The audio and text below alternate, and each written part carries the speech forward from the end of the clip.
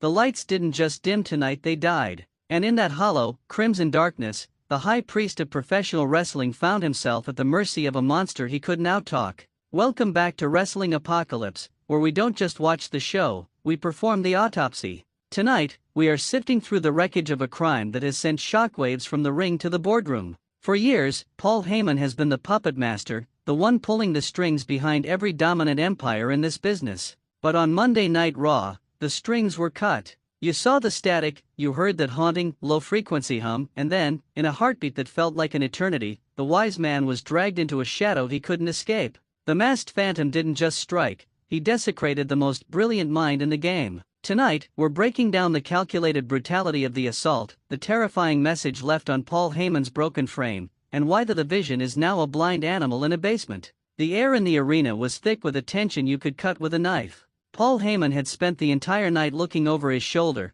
a far cry from the confident advocate who once stood by the side of the beast and the tribal chief. He was isolated, he was vulnerable, and as he stood at the announce desk trying to salvage his dignity, the apocalypse signal tore through the speakers. This wasn't a standard run-in. This was a cinematic execution. The masked man didn't run to the ring, he materialized from the void, moving with a rhythmic, predatory precision that made the security team look like cardboard cutouts. When he reached Heyman, he didn't go for a quick punch. He took his time. He forced the wise man to look into the unreflective surface of that mask, a mirror of his own impending downfall. The curb stomp that followed wasn't just a move, it was a period at the end of a sentence. As Heyman's head met the reinforced announce table, the sound wasn't just a thud, it was the sound of an era ending. Backstage, the panic was absolute. We're hearing reports that the locker room was dead silent, not out of respect, but out of a raw, primitive fear. If the masked man can do this to a protected legend like Paul Heyman, who in that building is actually safe, the consequences of this attack are staggering. The Vision is no longer a structured faction, it's a group of lost soldiers who just lost their general. Bronson Reed and Logan Paul are now reactive instead of proactive, and as we head toward the biggest show of the year, the power vacuum on Monday Night Raw has never been wider. The masked man has transitioned from a nuisance to a nightmare, and tonight, he proved that no amount of wisdom can save you when the apocalypse finally comes knocking. The wise man Paul Heyman was blindsided in the most sinister manner we have ever witnessed. The masked phantom that has been haunting the Vision has finally moved past the soldiers and gone straight for the general. Tonight, we are breaking down the hunt, the harrowing ambush, and the chilling message left behind in the wreckage of the announce table. The atmosphere in Nashville for this week's Raw was already a powder keg. Paul Heyman had spent the opening segment in a foul mood, visibly shaken by the masked man's previous attacks on Braun Breaker and Austin Theory. He stood in the center of the ring, surrounded by the heavy hitters of the Vision Bronson Reed and Logan Paul, and issued a desperate, trembling ultimatum.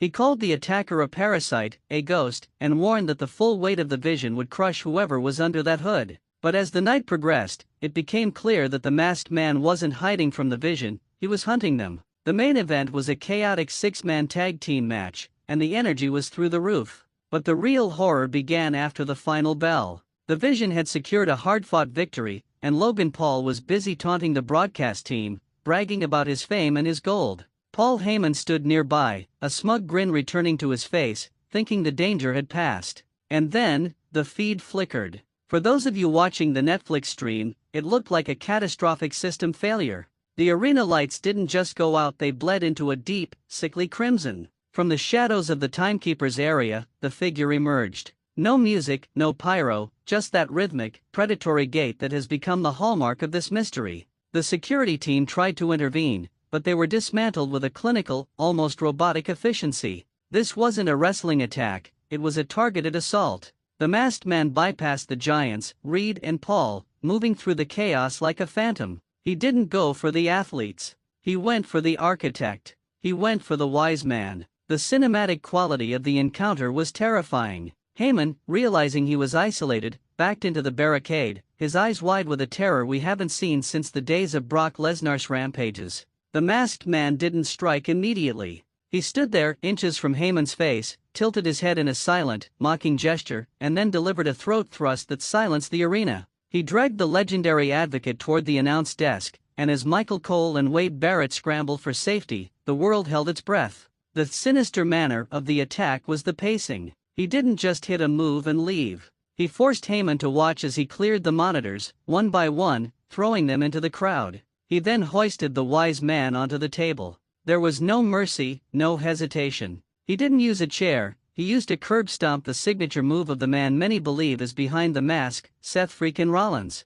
The sound of Heyman's head hitting the table was a dull, sickening thud that echoed through the rafters. The table didn't break, it held, making the impact even more devastating for a man of Heyman's age. Backstage insights tell us that the tension after this segment was at an all-time high. Triple H was reportedly seen sprinting from the gorilla position, screaming for medics. The locker room was in total shock. We've heard from our sources at Wrestling Apocalypse that the mood was somber and confused. One veteran superstar told us anonymously, "We've seen a lot in this business, but that felt personal. That felt like someone trying to kill the spirit of the company by taking out its greatest mouth." Fan perspectives are divided between total exhilaration and genuine concern. On social media, the theories are reaching a fever pitch. Is it Seth Rollins reclaiming his vision with fire and blood? Is it a returning Dean Ambrose, finally coming home to burn the house down? Or is it someone we haven't even considered, a ghost from Heyman's ECW past? The way the attacker lingered over Heyman, almost whispering something into his ear before vanishing through the crowd, has sparked thousands of frame-by-frame breakdowns. Our lip readers are suggesting the word final was whispered. Final what? Final chapter? Final warning? The consequences of this attack are staggering. Paul Heyman is the glue holding the vision together. Without his guidance, Bronson Reed and Austin Theory are loose cannons. Logan Paul is a man without a map. The power vacuum left by Heyman's injury, reportedly a severe neck strain and concussion, has left Monday Night Raw in a state of anarchy. Adam Pearce is under fire for failing to secure his own building, and the board of directors is reportedly demanding answers about the identity of the masked man. The pacing of this storyline has been a masterclass in suspense. Every week, the stakes get higher. First, it was the soldiers. Now, it's the Kingmaker. If the masked man is willing to do this to Paul Heyman, what is he going to do when he finally steps into the ring for a match? This isn't just about a championship anymore. This is about the soul of the Red brand. It's a war of attrition where the only rule is that there are no rules. As we look toward next week's Raw, the questions are piling up like a multi-car pileup. Will the masked man finally reveal his face, or will he continue to operate from the shadows until he has dismantled every member of the Vision? How will Braun Breaker react when he returns and finds his advocate in a hospital bed? The apocalypse isn't a theory anymore, it's the current reality of the WWE. The emotional beat of the night was seeing the wise man humbled.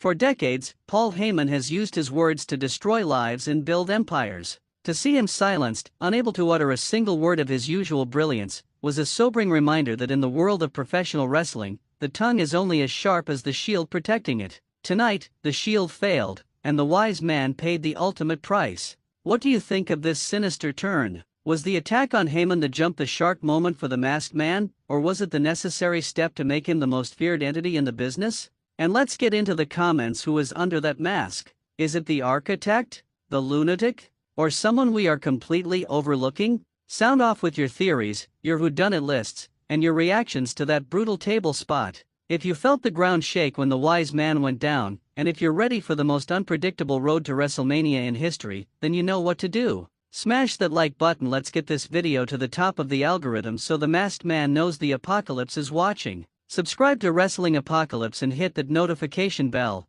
because we are going to be providing 24/7 coverage of Heyman's recovery and the search for the Phantom. We've got eyes in the production trucks and ears in the locker room. Would you like me to do a full suspect breakdown video tomorrow, analyzing every frame of the attacker's movements? Let us know. Thank you for riding with us. The world of wrestling is getting darker, the shadows are getting longer, and the wise man just learned that even the smartest man in the room isn't safe from the dark. Stay safe, keep your eyes on the entrance ramp, and never, ever turn your back on the static. Stay loud, stay wild, and we'll see you in the next one. The apocalypse is here, and it's wearing a mask. We'll see you for the fallout.